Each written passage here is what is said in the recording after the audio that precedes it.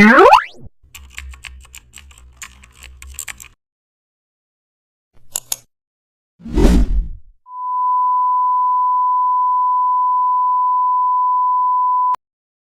back to the channel. Don't forget to like, share, and subscribe my channel. Today we are explore how to create business hotel lobby structure fix using adaptive wide angle in Photoshop. I open Photoshop and load a hotel lobby image. I pause because hospitality visuals define business reputation. The wide lens bends pillars and walls. I duplicate the layer immediately. I open adaptive wide angle inside camera raw filter.